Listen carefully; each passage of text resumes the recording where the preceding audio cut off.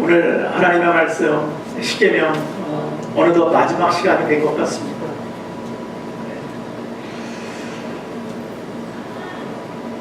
참 십계명을 제가 전하려고 여러분들과 함께 준비하면서 저를 돌아보게 됐어요. 저 자신을 과연 내가 십계명을 지키고 있는가?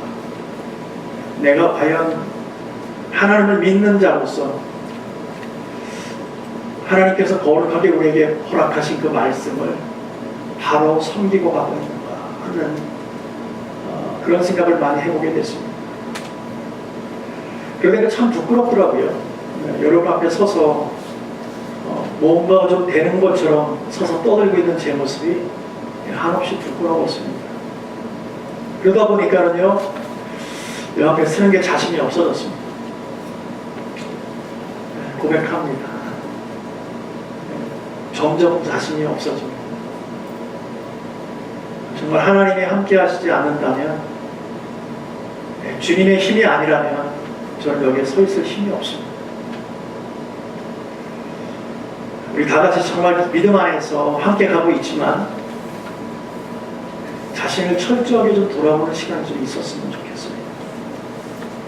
과연 믿음 안에서 우리가 예수를 섬긴다고 하는데 예수 안에서 정말 바로 가고 있는가? 이건 너무나 중요하더라는 거죠. 네, 오늘 말씀 끝으로 십계명은 다 전해질 것 같습니다. 네, 오늘 마지막 말씀은 탐심입니다. 탐심. 너나 할 거 없이 우리 안에 다 있다는 거예요. 이 탐심은. 아무래도 이 말씀을 우리에게 주신 것을 보면 우리 주님도 이 탐심 때문에 신앙생활 하기가 어렵다는 것을 다 알고 계시는 것 같아요.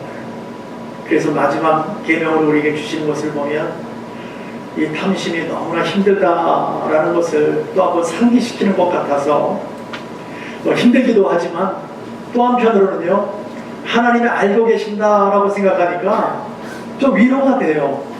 그렇지, 내가 좀 부족해도 하나님 알고 계시니까. 우리 주님께서 알고 계시다는 것은 뭡니까? 용서해 줄 수 있는 여지가 있다는 거죠. 그러다 보니까는요, 좀 많이 위로가 되더라고요. 그래서 기도하면서 아멘 아멘 했어요. 하나님 감사합니다. 이런 여지를 허락하셨어요. 오늘 우리가 보고 있는 마지막 계명은요, 지난번에 봤던 9번째 계명, 도적질을 하지 말라 하는 계명하고는 조금 차이가 있습니다. 어떻게 보면 비슷한 것 같은데 조금 차이가 있습니다. 9번째 계명은요, 어떻게 보면 우리의 행위적인 거예요. 나타나요. 우리가 볼 수 있어요. 눈으로 확인할 수 있습니다. 뭔가 물리적인 것이 나타날 수 있어요. 훔친다든지 아니면 간음하지 말라, 살인하지 말라, 이런 것은 어떤 물리적인 행동이 나타나는 것이거든요. 근데 오늘 계명으로는요, 보이지가 않아요. 이 탐심이라는 것은 어디에 있어요?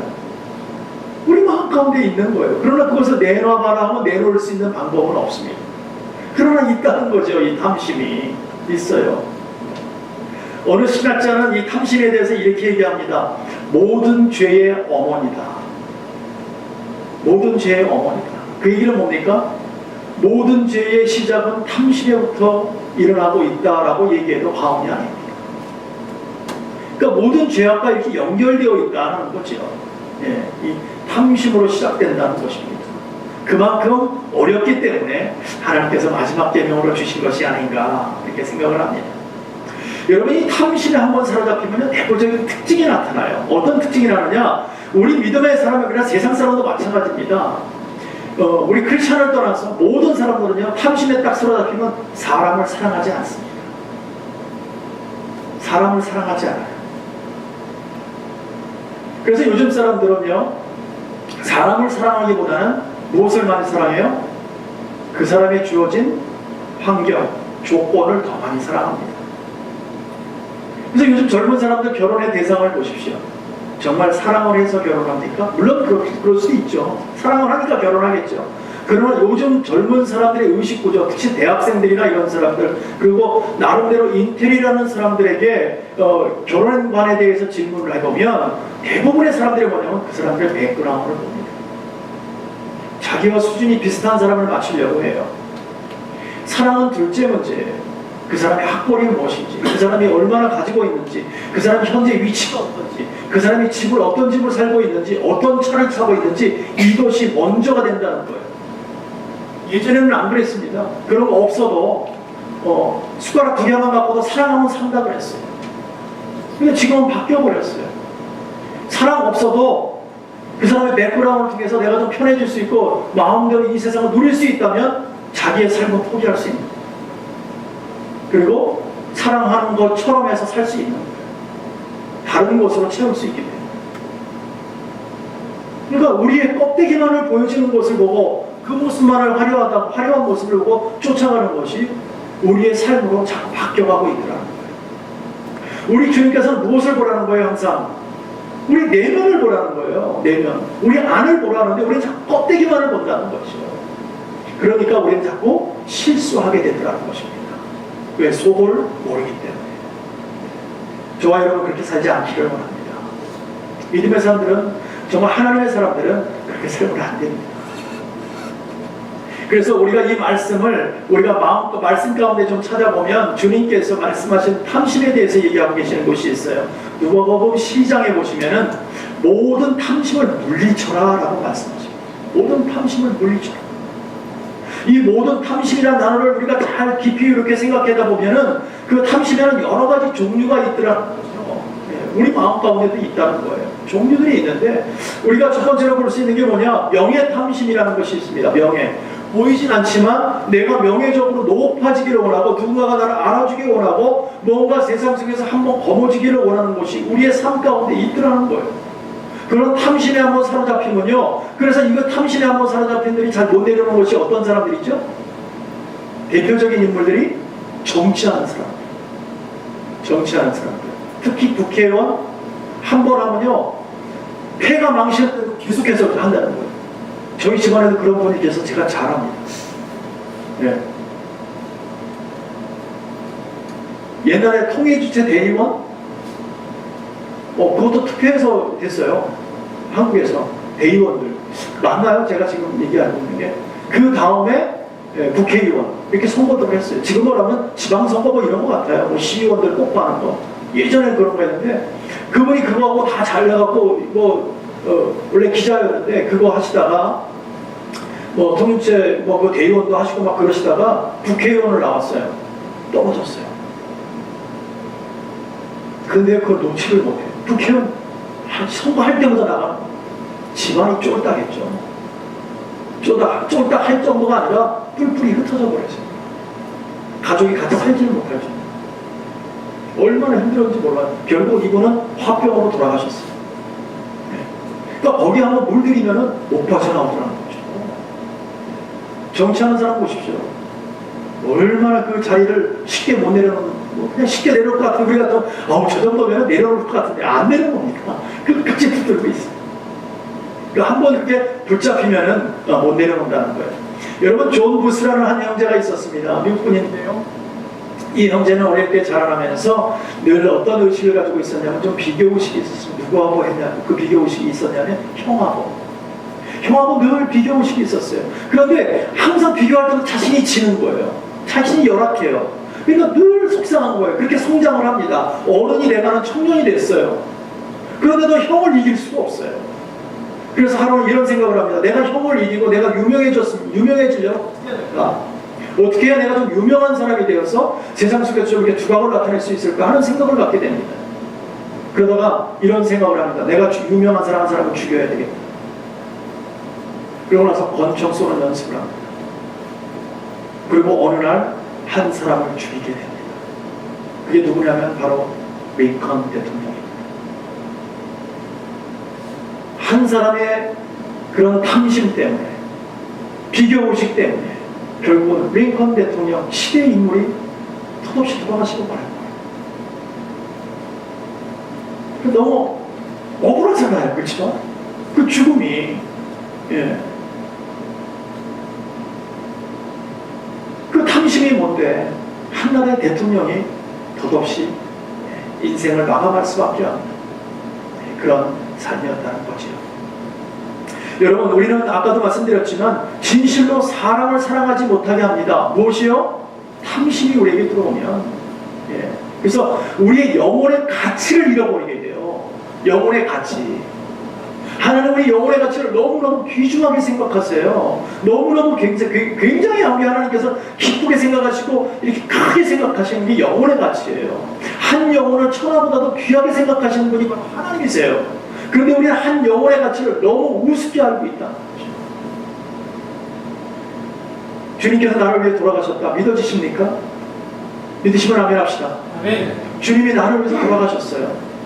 그러면 나의 영혼의 가치를 하나님이 자기 죽음과 맞바꾸신 거예요. 얼마나 크게 생각하고 계십니까? 그럼 나만요?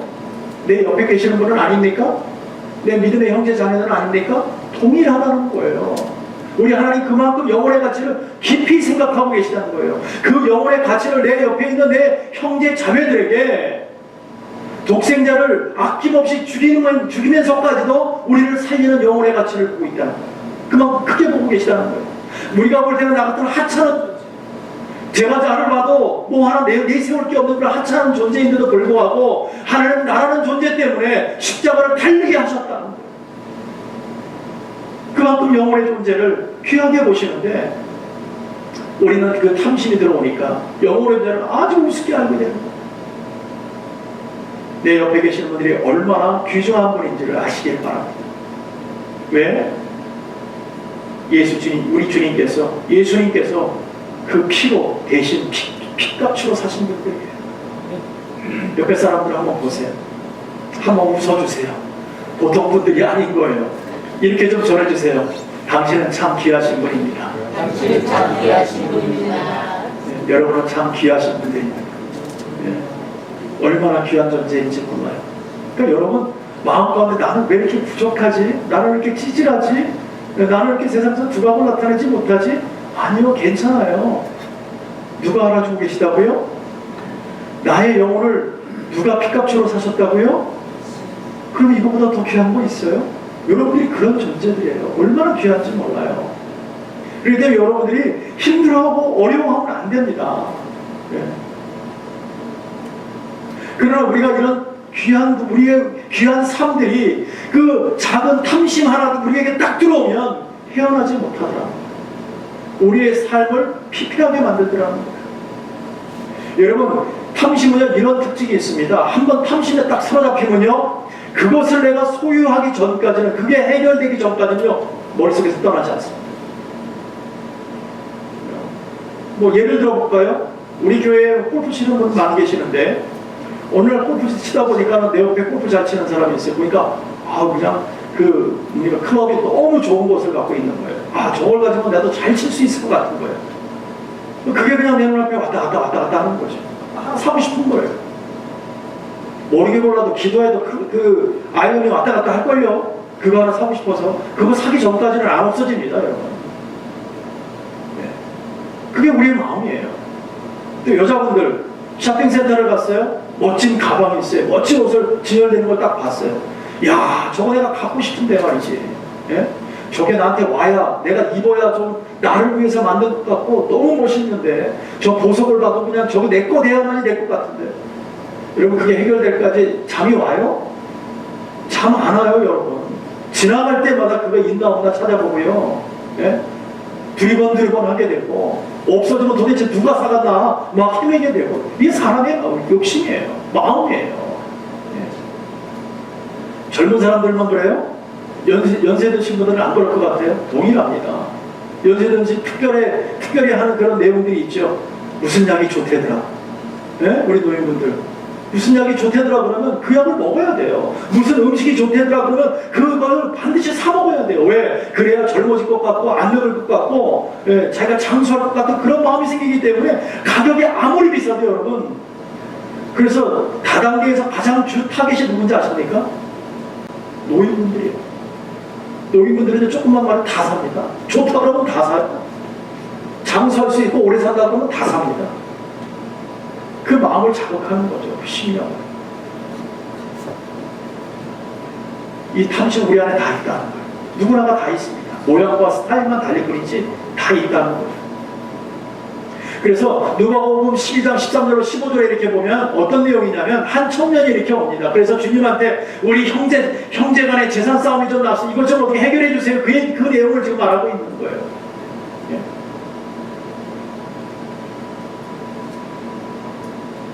좀 답답한 문제로 옵니다. 우리 가운데 그런 분들 계시는지 모르지만 형제 간의 재산 싸움이 났습니다. 어쩜 유산인지도 모르겠어요. 아무튼 형이 많이 가지고 주질 않는 거예요, 동생은. 네. 형의 입장을 뭐 우리가 정확하게 들어보진 않아서 잘 모르겠지만, 그러나 주님께 찾아온 근본 목적은 주님께서 그 찾아온 동생의 그 심정을 딱 보니까 뭘 받느냐? 탐심을 본 거예요. 탐심을. 그래서 주님한테 찾아옵니다. 선생님, 우리 형이 혼자만 독식하고 주지를 않습니다. 좀 나눠주라고 얘기 좀 해주세요. 그 얘기를 해요. 그러니까 우리 주님께서 이렇게 그의 심정을 딱 보면서 뭐라고 생각하냐면, 이것 봐라, 이놈이 나를 부리고 있네. 나에게 도움을 요청하는 것 같지만 우리 주님을 움직이게 하는 거예요. 무엇으로요? 그 탐심. 그러니까 우리 주님께서 아니라고 얘기하는 거예요. 주님께서 뭐라 그럽니까? 내가 언제 재판장이 됐으며 내가 언제 물건을 나눠주는 자가 됐으며 너의 모든 탐심을 물리쳐라. 내가 언제 그렇게 너희들에게 얘기를 했느냐. 그 말씀을 하고 계십니다. 네가 나에게 찾아온 자체는 탐심 때문이다라고 말하고 계시는 거예요. 여러분, 탐심은 죄입니다. 죄의 싹은 뭐예요? 사망입니다. 여러분, 이걸 잊지 마세요. 여러분, 이 탐심 때문에 망한 사건이 성경에 굉장히 많습니다.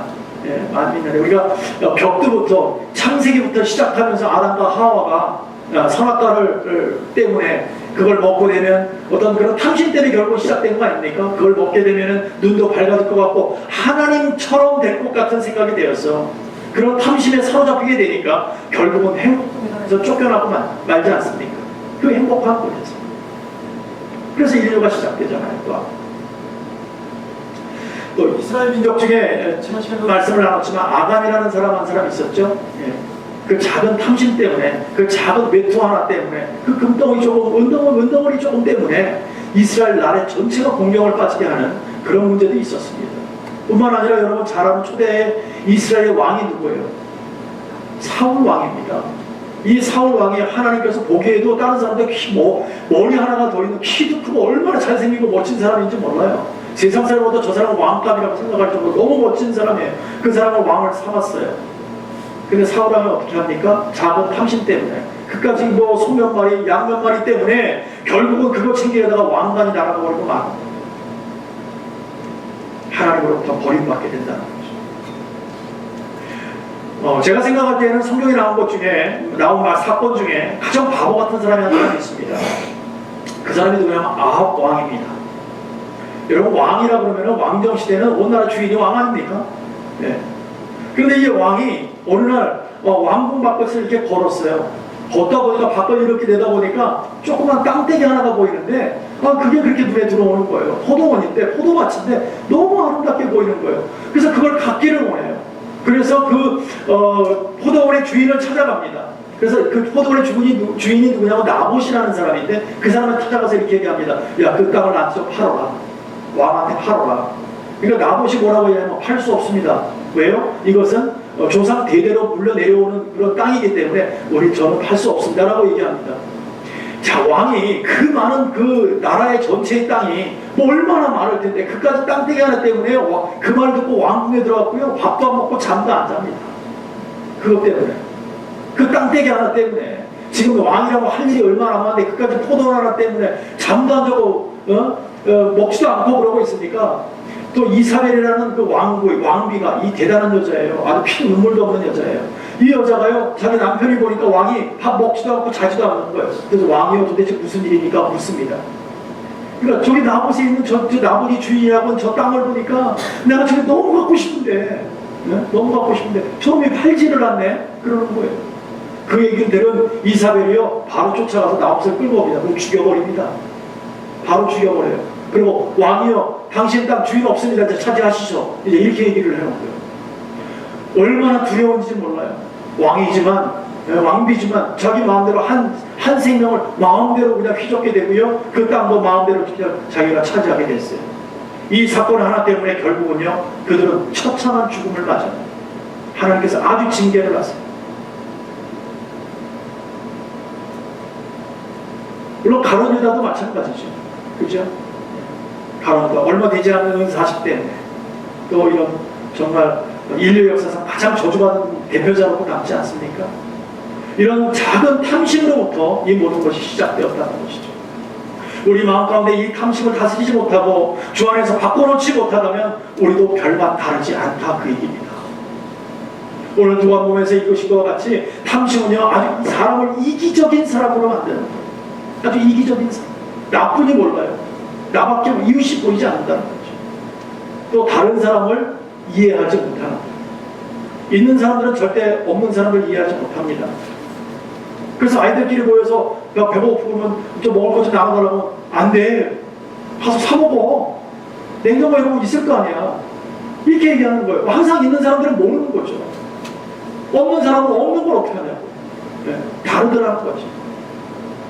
그래서 주님께서 이것을 비유로 말씀하십니다. 비유로 말씀하는데 누가복음 12장 16절로 21절까지 한번 우리 교독 한번 하기를 원합니다. 제가 먼저 읽습니다.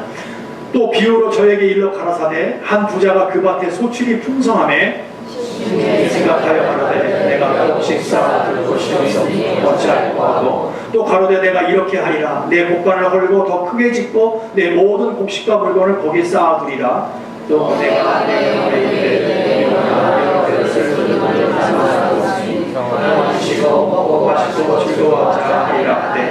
하나님은 이르시되 어리석은 자여 오늘 밤에 내 영을 도로 찾으리니 그러면 내 예비한 것이 네 것이 되겠느냐 하셨으니 자기를 위하여 재물을 쌓아두고 하나님께 대하여 부여치 못한 자가 이와 같으니라. 아멘. 너희 모든 탐심을 물리치라 그러고 나서 바로 비유로 딱 이 말씀을 주시는 거예요. 탐심에 관한 비유입니다. 자, 등장인물은 부자인데 이분은 아주 비즈니스를 잘하는 사람이에요. 농사를 너무너무 잘 지어서 항상 소출이 굉장히 많은 사람입니다. 그러다 보니까 고가를 점점 늘려야 돼요. 쌓아놓을 곳이 없는 거예요. 너무너무 기쁘고 좋은 거예요. 잘 먹고 잘 살 생각만 하고 있는 거예요. 너무나 기쁜 그 가운데 우리 주님께서 뭐라고 그러십니까? 이 어리석은 자여라고 시작합니다. 이 어리석은 자여. 지금 이 짤막한 비유 가운데요, 이 말씀 가운데 가만히 보면 무엇이 제일 많이 나타나요? 내가가 제일 많이, 나라는 존재가 제일 많이 나타나요. 다른 사람이 보이지 않는 거예요. 오직 내가 잘 먹고 잘 살고 내가 가지니까 행복하고 내가 무언가를 이루니까 행복하고 내가 이렇게 앞으로 미래는 이렇게 할 거라고 자꾸 내가 내 자신만 생각하는 거예요. 이것이 얼마나 믿음 안에서는 무서운 건지 모른다는 것입니다. 물론 그렇습니다. 나를 위해서 정말 자신을 존귀하게 여기고 나의 이익을 추구하고 나의 삶의 번영을 위해서 애쓰는 것은 조금 더 잘못된 것이 아닙니다. 자기 그 삶을 포기하라는 얘기가 아닙니다. 나를 위한 것, 나를 위해 사는 것, 이것은 죄가 아닙니다. 그러나 나만을 위해서 사는 것은 죄라는 거예요. 나만을 위해서 사는 것, 나밖에 모르는 것은 죄악이라는 거예요. 내가 번 거니까 그럴 수 있어요. 내가 많이 번 거니까 내 마음대로 사용할 수 있죠. 근데 우리 믿음의 사람은 그렇게 하면 안 된다는 거예요. 나만을 위해서 살면 안 된다는 거예요. 내가 열심히 사는 것은 살아야 됩니다. 그러나 나만을 위해서 사는 것은 하나님이 원치 않는다는 것입니다. 이 탐심이라는 것은 마치 늪과 같습니다. 한번 빠져들기 시작하면 헤어나기 어렵습니다. 더 많은 것을 갖기 원합니다. 더 많이 울타리를 치고 있습니다. 아주 셀피시하게 만듭니다. 아주 지독한 이기주의자가 되게 만든다는 것입니다. 지금 이 부자가 하는 얘기가 뭡니까? 더 많이 짓고 더 쌓아두고 더 그럽니다. 어디가 끝인지 몰라요. 더 많기를 원하는 거예요. 만족이 없는 거죠. 가도 봐도 끝이 없는 거예요. 이렇게 되면요, 이웃과 나 자신을 더욱더 멀리할 수밖에 없어요. 이웃이 보이겠어요? 안 보이죠. 그러나 자기 자신은 폐쇄된 공간 속으로 자꾸 몰아넣는 거예요.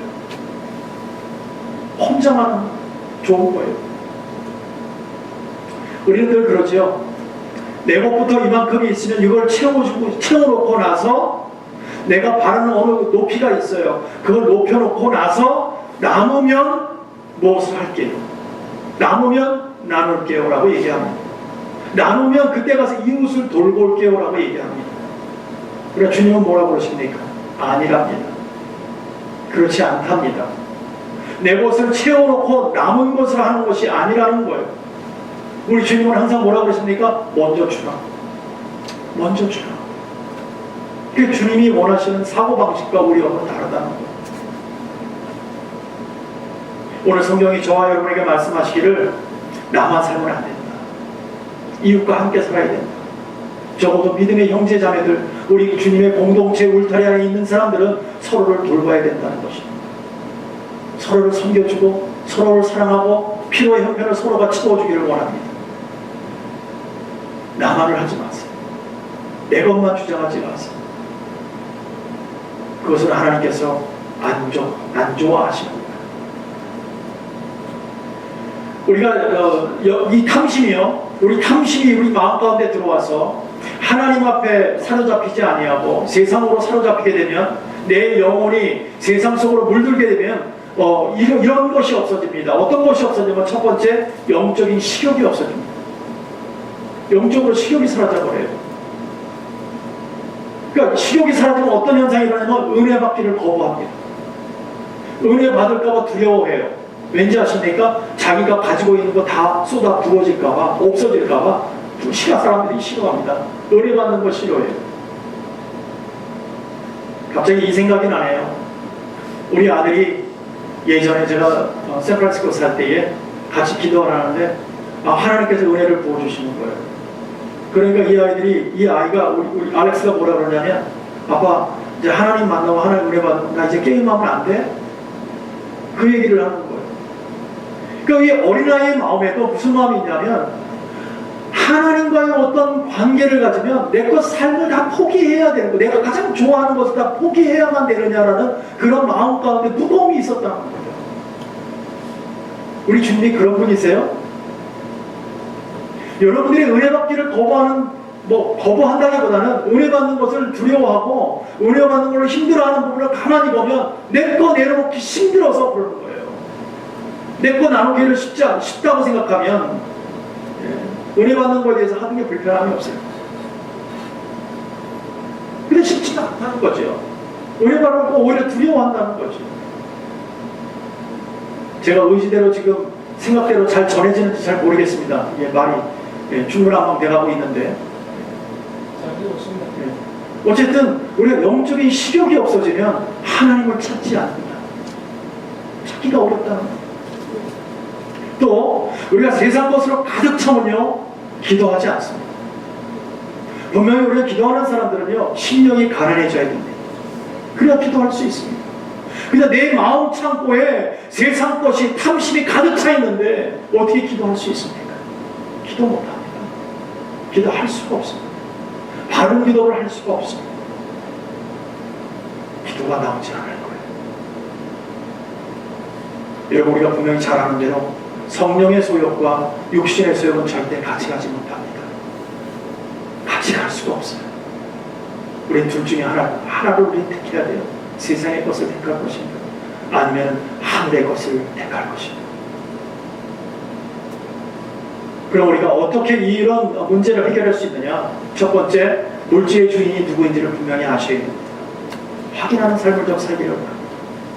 어리석은 부자는 모두가 내 것이라고 생각했어요. 그러나 하나님께서 뭐라고 그러십니까? 네 것 아니라는 거죠.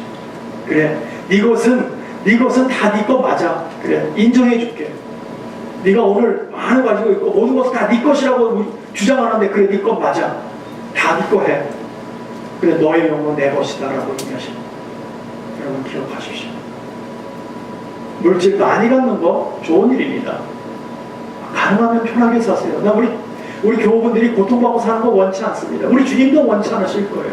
여러분들이 행복했으면 좋겠어요. 이 땅의 기름이 축복으로 많이 가지고 소유를 가지고 좀 편안한 삶을 누리면서 살면 좋겠어요. 그러나 우리가 기억해야 될 것은 여러분의 영혼은 하나님의 것이라는 거예요. 네? 그래서 이 부자가 점점 더 나는 좋다, 나는 행복하다 막 이러고 있을 때, 오늘 밤 너의 영혼을 내가 취하면 네 것이 되겠냐고 하나님께서 질문하고 있는 것입니다. 우리는요, 태어날 때 보십시오. 뭐라면 세상 뭉쳐야겠다고 어린아이 태어날 때 주먹을 쥐고 태어납니다. 뭐라면 잡아보겠다는 거죠. 그런데요, 죽을 때 보세요. 주먹 쥐고 죽는 사람이 있어요? 없어요.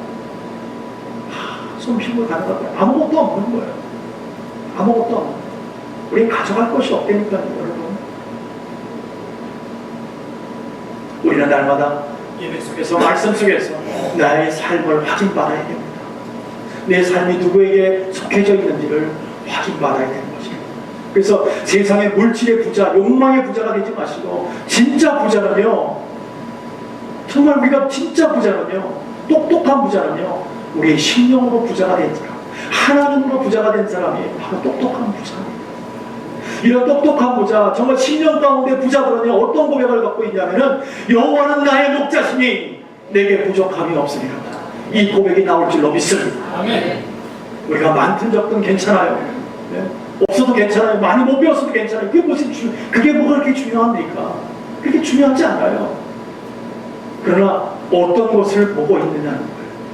나의 영혼을 누구에게 맡기고 있느냐는 거예요. 우리 주의 영혼, 우리가 정말 똑똑한 부자인, 마음이 정말 심령이 가난한 자지만, 우리가 심령이 가난하지만 우리의 마음은 정말 넓고 깊은 큰 부자가 되는 그런 저와 여러분 되기를 원합니다. 사랑하는 성도 여러분, 우리가 믿음 안에서 욕심낼 것이 하나 있다면 거룩한 욕심입니다. 예수 안에서 정말 거룩한 욕심. 같이 한번 따라볼 거예요. 거룩한 욕심. 거룩한 욕심. 이 거룩한 욕심 여러분에 있어야 되는 것입니다. 이 욕심만큼 놓쳐서는 안 돼요. 골로새서에 보니까 그럽니다. 너희는 땅의 것을 생각지 말고 위의 것을 생각하라고. 우리의 관심이 어디 있느냐 그 얘기죠. 우리가 분명히 기억해야 될 것은 예수께 나오는 삶이 가장 행복한 삶이라는 것을 기억하십시오.